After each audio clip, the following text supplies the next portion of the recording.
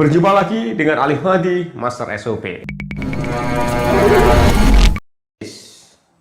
Kalau kita lihat di sebelah kiri ada input, yang paling kanan ada output, di tengah-tengah adalah proses. Artinya, teman-teman sekalian, bahwa untuk mencapai output, untuk mencapai goal, mimpi dan target kita, maka perlu proses, yaitu proses menggunakan atau mengkonversi input atau resources untuk mencapai goal.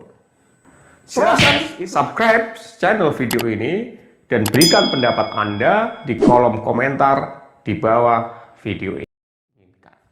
Nah, kalau kita bicara tentang proses dalam suatu operasional perusahaan, maka yang pertama harus ada di dalam perusahaan adalah visi, misi, dan value, juga corporate culture. Yang kemudian ada rule of the game, aturan main. Aturan main itu bisa berupa peraturan perusahaan, peraturan kedisiplinan, reward and punishment, dan lain-lainnya.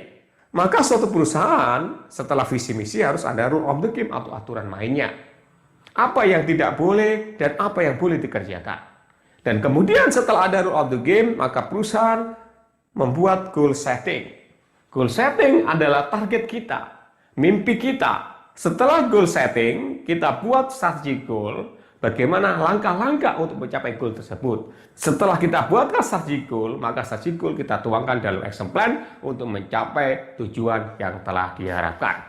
Dan kemudian ada eksekusi. Eksekusi adalah pelaksanaan daripada goal setting, pelaksanaan daripada strategi goal dan action plan. Kalau kita bicara eksekusi, maka ada 3 hal penting yang harus kita perhatikan. Pertama adalah assignment atau penugasan. Yang kedua adalah follow up atau tidak lanjut. Dan yang ketiga adalah report atau laporan. Untuk 3 hal yang penting ini kita akan bahas di video tersendiri. Nah, setelah eksekusi dan yang berikutnya adalah review. Review adalah evaluasi atas kinerja yang telah kita lakukan. Apakah sesuai dengan target? Apakah sesuai dengan apa yang kita inginkan, harus kita review. Review adalah mengevaluasi apakah pekerjaan kita sudah sesuai dengan target atau sesuai dengan rencana yang kita tentukan. Nah, ini yang disebut dengan proses. Nah, kalau kita bicara SOP, maka kita bicara proses.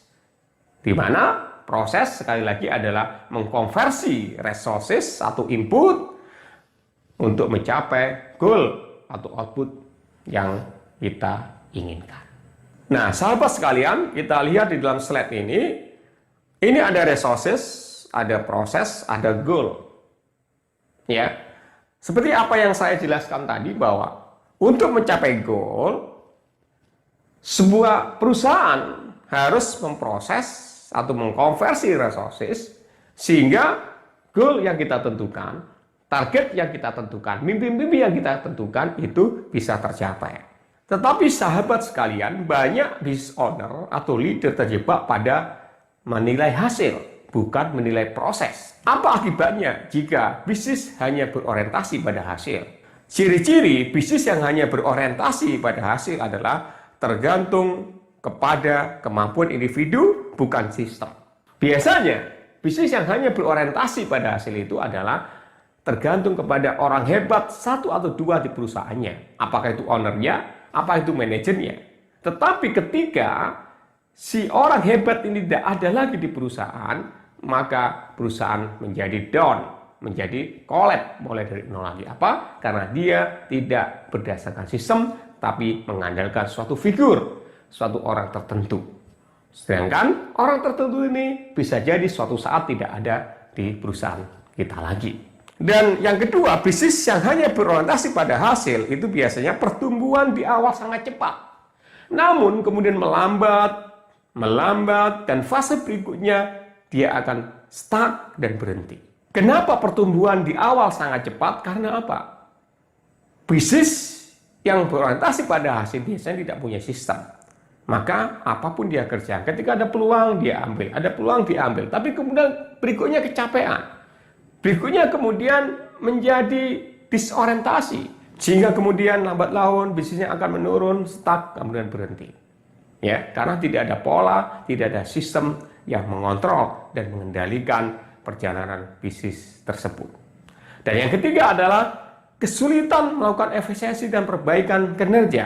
Ya, jadi bisnis yang hanya berorientasi pada hasil itu adalah kesulitan melakukan efisiensi dan perbaikan kinerja karena dia tidak ada sistem, tidak ada catatan, tidak ada aturan-aturan, tidak ada standar-standar.